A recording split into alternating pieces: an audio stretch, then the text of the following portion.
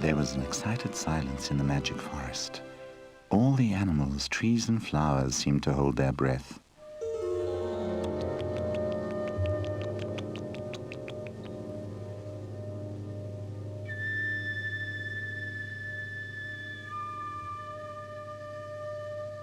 If anyone dared say something, he whispered it quietly.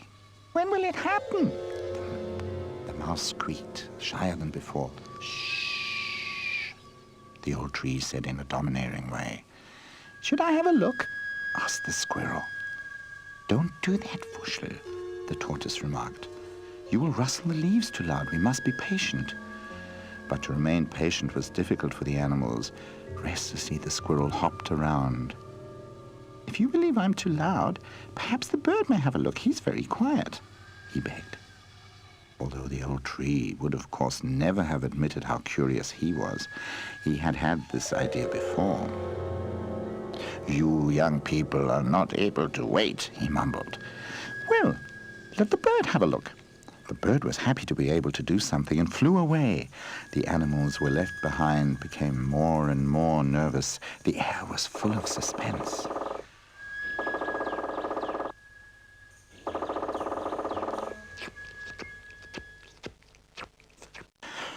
"Hurrah!" could suddenly be heard in the forest. "Hurrah! It's there! It's there!" The bird was fluttering over the animals excitedly. The silence of the forest was over. Everyone was chattering. "What does it look like? Has it already got a name? May we visit it?" Just go," said the old tree. "Send it my regards and tell it that I am waiting for its visit." Full of impatience, the animals ran and jumped away.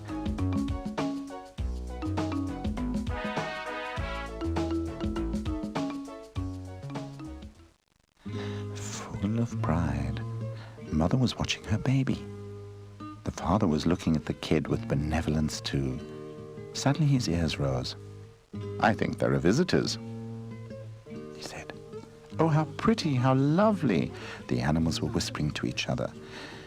"This is the prettiest little kid that was ever born in the magic forest.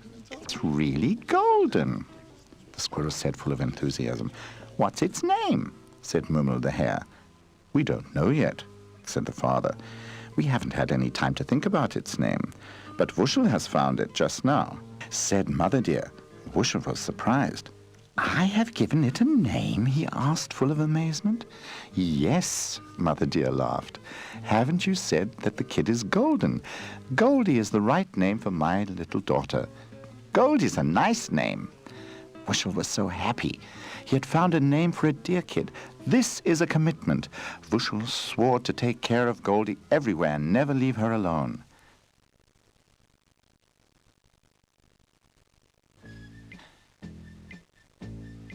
Soon Goldie learned to jump and run. Wuschel became her best friend. He played and rollicked with Goldie all day long. He showed her all the forest. He proudly introduced her to the other animals. They were happy about the visit of the two friends and liked Goldie more and more because she was always friendly and cheerful.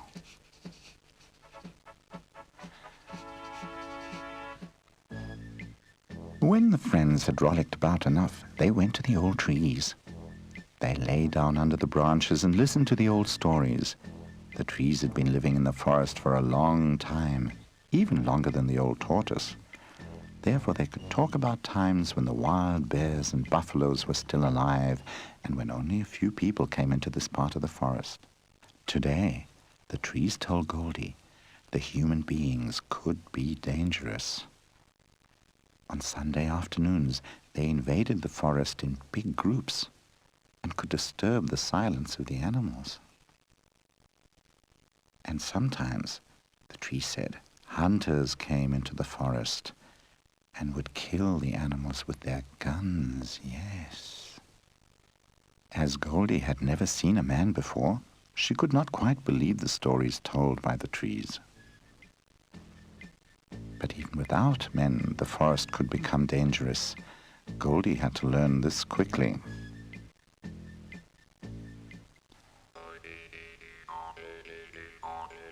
Every day, Goldie and Wuschel played in the meadow. It was nearly summer, and everywhere it was blooming in the most beautiful colors. Goldie was watching the bees busily collecting the pollen. One of the bees she found particularly pretty and tried to nudge her with her nose again and again. The bee enjoyed this very much and played tag with Goldie. "Take care," Vushel shouted, but it was already too late. Goldie had fallen into the pond. She was rowing her legs heftily. "The water's not too deep," Vushel shouted. "You can stand there." And indeed, when Goldie stopped kicking around, she noticed that her legs were on solid ground. She quickly jumped out of the pond. Vushel laughed his head off, and the bee was giggling. "Stop laughing, you two. That could have happened to you just as well." "But not to me," the bee said cheerfully.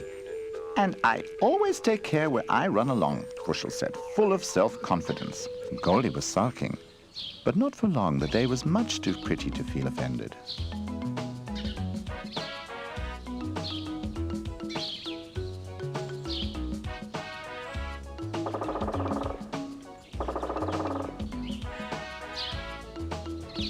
In the evening, Goldie and Vushel ran home tiredly.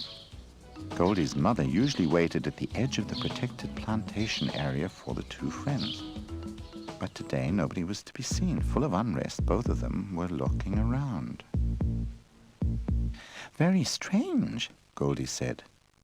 "Where could she be now?" Goldie and Vushel searched again and again until it became dark.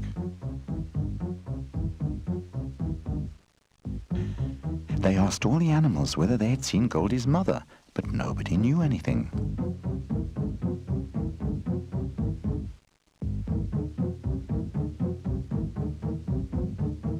Tired and sad, Goldie and Vushel lay down to sleep.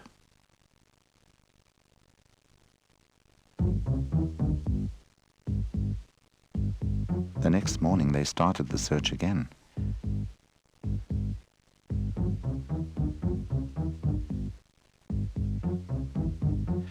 After many hours of unsuccessful searching, they sat down in a meadow and were utterly depressed. "What's the matter with you?" They suddenly heard a voice. "Can I help you with anything?" It was Mummel, who had seen the two when he was looking for food. "Oh, Mummel," Goldie said. "My mother's disappeared and nobody has seen her. We already asked all the animals in the forest." "Oh dear," Mummel was terrified. "That sounds bad.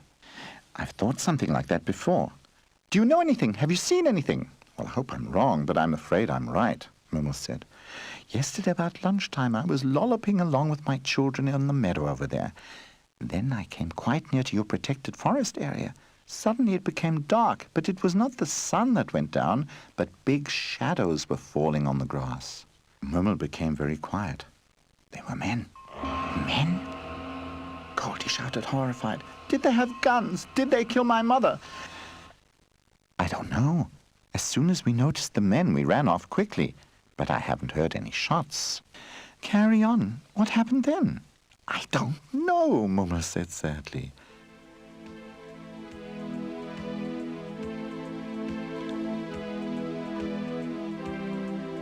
Mummel would have liked to comfort Goldie, but he didn't know how to do it. So he lolloped away slowly. "Let's go to the trees. They've seen so much. Perhaps they know what may have happened," Vushel suggested. They ran to the trees quickly and told them what they had heard from Mummel. "Oh dear," said the trees, "that is bad. No one who has had anything to do with human beings has come back into our forest.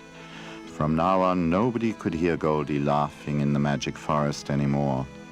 With sad eyes, she sat in the meadow without saying a word. The other animals missed her laughing and rollicking, and after a while they also became more and more sad, became quiet in the magic forest. Even the birds twittered only little messages to one another.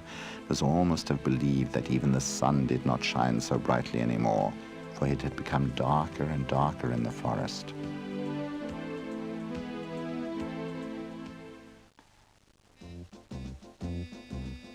One day, an old wandering bear came into the magic forest.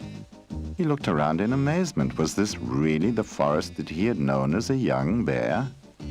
At that time it had been quite bright here, and everyone certainly had been happy. He took a rest near the old trees. "Hi, old tree," he said. "What has happened here? Why do you all keep your heads down?" "Shh, shh," the tree said, because the bear had spoken very loud, and nobody had done that in the magic forest in a long time. The bear looked amazed. "If you're not allowed to speak loudly anymore, you're in a bad situation. Now tell me immediately. There is always some way to help." "Not in this case," said the tree. "Listen, some months ago we were all very glad and happy. Then something terrible happened after that." And the old tree told the bear the story of Goldie and the disappearance of her mother. The bear listened full of interest. "Is there anything by which you can recognize Goldie's mother?" he asked. "Yes, Goldie's mother had a white spot on her right front leg. That is something very special." "Then I've seen Goldie's mother," said the bear. "You've seen her? Is she alive?" the tree called. "She's alive!" The bird sitting on the branches of the old tree shouted. He had heard everything and rose in the air and shouted, "She lives, she lives!" The animals looked up in horror. "Have you heard? The bird said she lives." They whispered because they did not dare talk too loudly yet. But as there were so many whispering, the whispering became louder and louder. In the end, there was a rustling through the magic forest. "She lives! Goldie's mother lives!" Goldie, who was sitting in the meadow, sadly heard this as well. "She lives!" She could hardly believe it. "The bear's seen your mother. She lives!" the bird shouted excitedly. Goldie jumped up. "Where's the bear?" "Near the old trees," the bird shouted. Now at last, after a long time, Goldie ran away with long jumps. "Stop! Not so quickly!" Vushel shouted and was hopping behind her.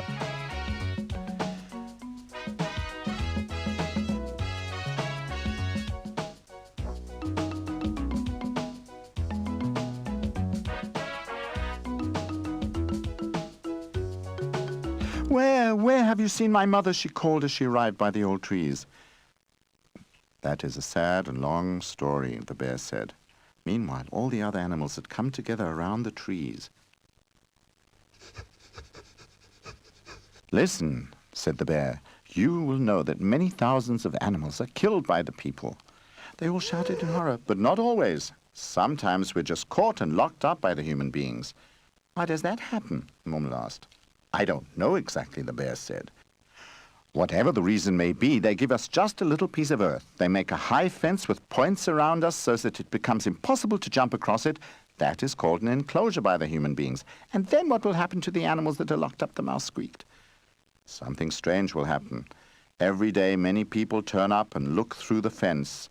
We are never unwatched. There's absolutely no place we can go and hide ourselves from the looks of man." "That's absolutely horrible," said the shy hedgehog.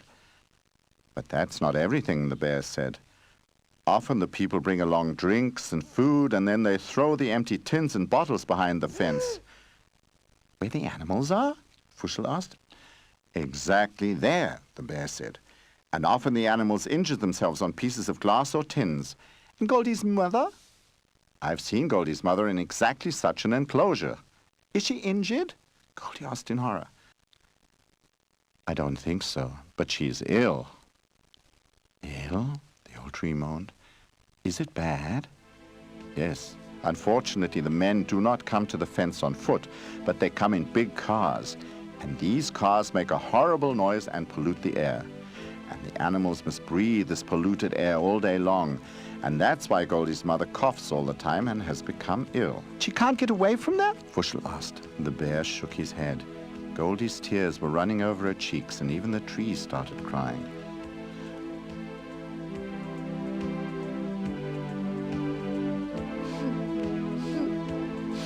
"Oh dear, that's impossible," Momo said, full of energy. "There must be a way to free the animals. It has never been tried until now." "But haven't you heard what the bear said? The fence is much too high to jump over it." "That's true, it is too high. But how do you know that that's the only way over the fence? Perhaps there may be a way under the fence." "Under the fence?" The animal shouted. "That's the idea." "Then off we go," the bear said. The animals started to move. It was a tiring way, and it lasted for many, many hours.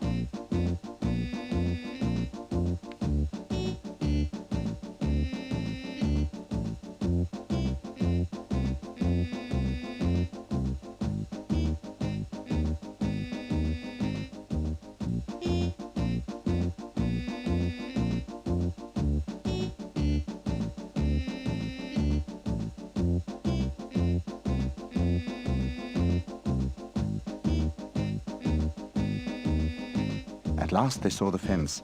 Goldie wanted to run. "Stop," ordered the bear. "We've got to wait until it is dark and the people have gone home. Or do you want to be caught yourself?" The animals hid behind a high hedge. At last it became quiet. The last cart took off. "Let's go," the bear whispered. Cautiously they all moved to the enclosure. It was a sad sight they saw. The tired animals stood on little pieces of earth, and they all looked very ill.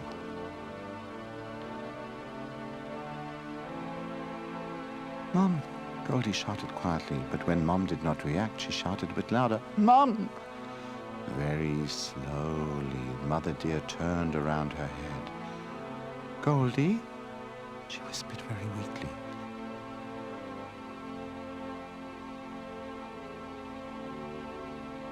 All were quiet because of their emotion. Mummel was the first to start talking. "I'm as glad as you are," he said, breathing deeply, "but we must start working now." "We want to free all of you," Wuschel said proudly. "And we also know how to do it. Let's start." All of a sudden, the animals had disappeared. "Where have they all gone?" Goldie's mother asked. "Don't you hear anything?" Goldie asked. Mother Deer raised her ears so she could hear it herself. There was a nibbling and a scratching. The hare, the squirrel, the mice, and the rest of the animals were nibbling busily at the fence with their sharp teeth, whereas the moles dug deep holes underneath the fence. Without a break, they worked hour by hour. "That should be enough now," Mummel said at last. "If you can make yourselves very small, you can slip through the fence." Full of doubt, the locked animals came nearer. "Carry on. Who will be first?" the bear asked. "I'm sure it will work." Goldie's mother made herself as small as she could, and she was at last able to slip through the fence. The animals cheered.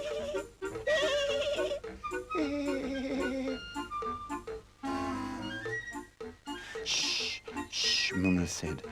"We can celebrate this later, but first of all, the others have to get out of there." While Goldie and her mother were cuddling to one another, the other animals slipped through the fence. "And now away from here as quickly as possible. It's already getting bright, and soon the first people will turn up here," the bear warned. It was a strange procession which at dawn moved towards the magic forest. Often they had to take a rest, because some of the animals were injured and very weak. But they managed to do it. "They're coming!" the bird shouted. Under the old trees, they came together for a great festival. And at last, after many weeks and months, everybody was happy and cheerful in the magic forest again. And also the sunbeams were dancing, full of joy on the leaves of the bushes and the trees.